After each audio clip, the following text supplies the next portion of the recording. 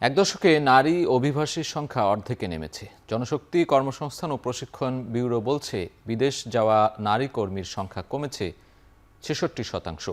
গবেষণা বলছে ৯৪% নারী মানসিক ও শারীরিক নির্যাতনের শিকার হন। আমরা জানি যে বাংলাদেশের যে অভিবাসন যে আয়, তার অন্যতম একটি ভূমিকা রাখে কিন্তু নারীরা। এই নারীদের অভিবাসন কিন্তু কমে যাচ্ছে। সেটি কেন এবং কী কারণে, আমরা সেটি একটু দেখে আসতে চাই। যেটি বলছিলাম যে বছর ভিত্তিক পরিমাণ কমে গিয়েছে অনেকটাই, যেটি জনশক্তি কর্মসংস্থান ও প্রশিক্ষণ ব্যুরোর তথ্য বলছে। আমরা একটু সাল ভিত্তিক দেখে আসতে চাই। ২০১৬ সাল থেকে শুরু করি। ১,১৮,০৮৮ জন নারী অভিবাসী ছিল। ২০১৭ সালে সেটি কিন্তু খানিকটা বেড়েছে, ১,২১,৯২৫ জন।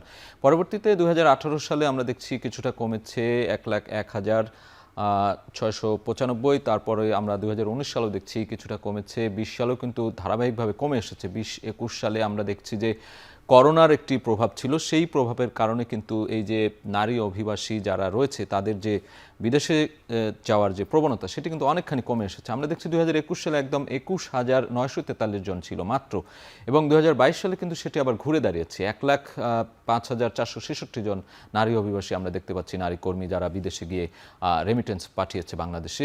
এমন সংখ্যা আমরা দেখছি বেড়েছে ২০২২ সালে। ২০২৩ সালে কিন্তু ক্রমাগতভাবে আবারও কমতে শুরু করেছে। ২০২৩, ২৪, ২৫ সালে কিন্তু কমে আসতে আসতে সবশেষ ২০২৫ সালে আমরা দেখছি মাত্র ৪০,০৮৮ জন যে নারী কর্মী অভিবাসী, তারা যারা অভিবাসন নিয়ে থাকেন মধ্যপ্রাচ্য সহ বাংলাদেশের বিদেশের বিভিন্ন দেশে, সেটি কিন্তু অনেকখানি কমে এসেছে। এবং কেন কমে এসেছে আমরা সেটিও একটু দেখতে চাই যে কি কি কারণ, আসলে তারা কোন ধরনের হয়রানি বা নির্যাতনের শিকার হন।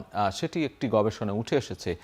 নারীরা শারীরিক এবং মানসিক নির্যাতনের শিকার হন ৯৪%, বলা হচ্ছে যৌন হয়রানির শিকার হন ৪৭%, চিকিৎসা বঞ্চিত থাকেন ৯৭%। আমরা দেখে থাকি যে যারা মধ্যপ্রাচ্যের বিভিন্ন যে দেশে কাজ করে থাকেন, সেখানে গিয়ে নানান ধরনের প্রতিবন্ধকতার শিকার হন, সেগুলোই আমরা দেখছি যে ছুটি বঞ্চিত থাকেন ৯৭%, খাবার বঞ্চিত ৮০% নারী অভিবাসী।